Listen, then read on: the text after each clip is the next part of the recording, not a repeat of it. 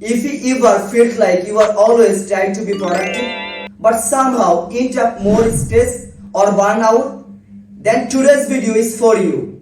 I have been there, trust me, feeling like I am working all the time but not really getting anywhere. Today we are diving into Feel Good Productivity by Ali Abdaal.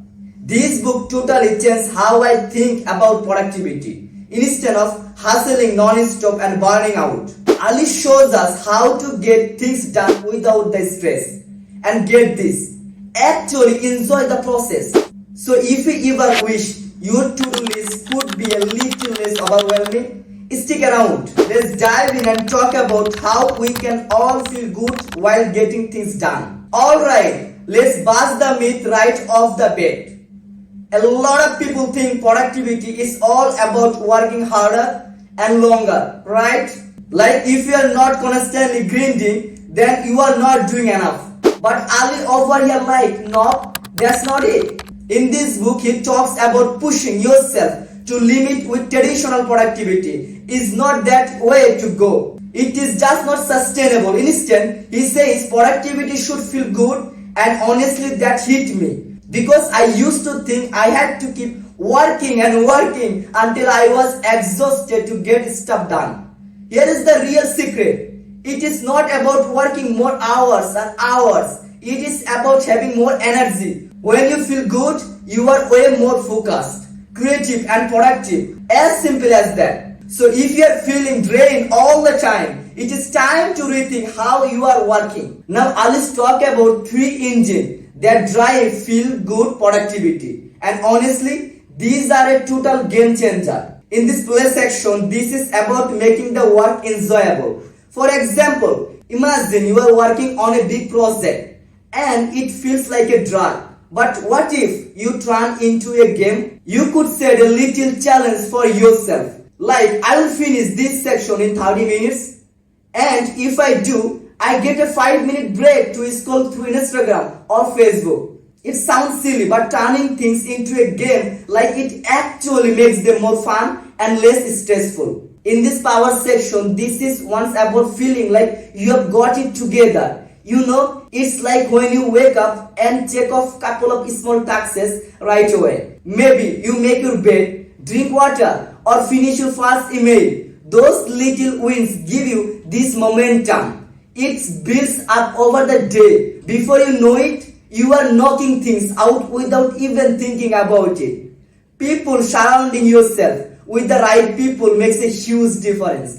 Think about it. When you are hanging around people who are positive, motivated, and doing their things, it lifts you up too. It is like when a friend pushes you go to the gym, or when you are working in a team where everyone bouncing ideas off each other. That energy is contagious. So instead of pushing yourself to the brink of the burnout, Ali suggests using these 3 engines to make your productivity feel effortless. You are not grinding through your to-do list anymore. You are having fun, feeling good, and actually getting things done. Next up, Ali shares some killer habits that keep your productivity high without draining you. Trust me, these are the ones that actually work. Morning exercise. We all know the feeling of dragging ourselves out of the bed, right?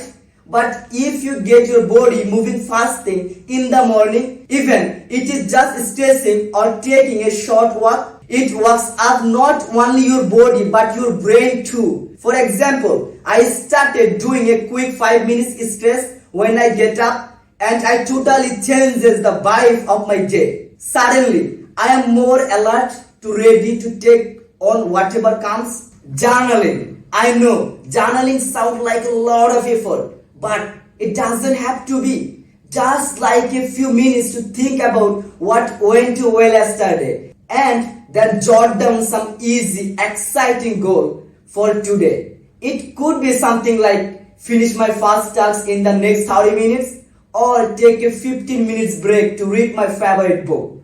Setting goals like this gives you focus and actually makes you look forward to your day. When it comes to deep work, we think it's really so hard task. But Ali talks about blocking of time for distraction, free work, and I cannot state this enough.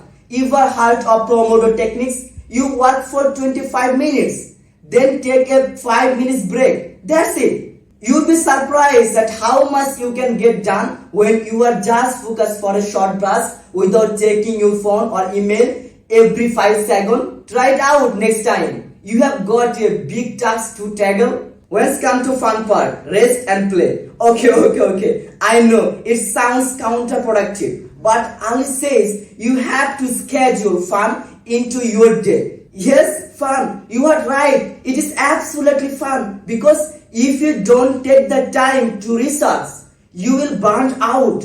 So whether it is watching an episode of your favorite show, hanging out with friends, or playing a game, giving yourself permission to have some fun actually helps you stay energized for work ahead.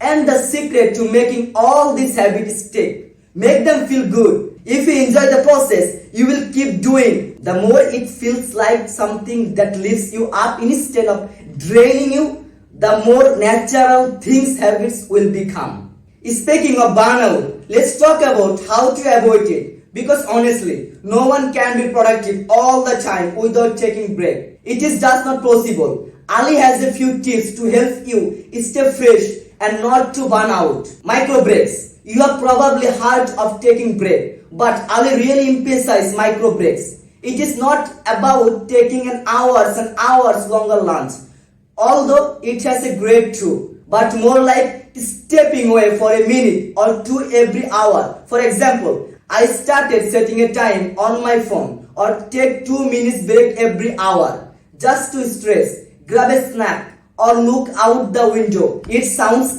small but helps reset your brain and keeps you from feeling mentally drained by the end of the day. When it comes to working cycle, this one's game changer. Doing the same things for hours and hours can seriously zap your energy. That's why Ali recommends work cycling, switching between different tasks through the day. So if you have been writing for a while, switching is something like organizing your inbox or reply to messages. It doesn't have to be major changes, just enough to keep your brain engaged without feeling overwhelmed. When it comes to self-compassion, this one really affects me because we are usually our own toughest critics, right? Ali talks about being kind to yourself when things don't go to plan.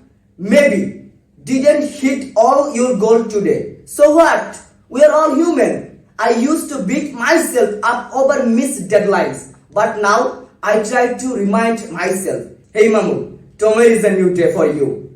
Being gentle with yourself is a key to stay mentally healthy and avoid that burnout spiral. So instead of trying to force productivity and pushing yourself to the point of exhaustion, Ali suggests creating an environment that naturally makes work easier and more enjoyable. Take a break, change things up, and don't be too hard on yourself. So to wrap up things up, feel good productivity is all about changing the way you think about getting things done. Here is the gist. Focus on energy, not just time. It is not about working longer hours. It is about working in a way that energizes you. Use play, power, and people to make your work feel lighter and more fun. Those three things can seriously supercharge your productivity. Build habits that make productivity feel easy, not like a chore. It is about creating routines that feel good so they actually stick. And avoid burnout by working smarter, not harder. Don't push yourself to the breaking point. Take breaks, switching things up, and be kind to yourself when things don't go as a plan. If you find this video helpful, please hit the like button and don't forget to subscribe for more book breakdown like this. Also, I would love to hear your thought. Drop a comment below and let me know your biggest takeaway from this book.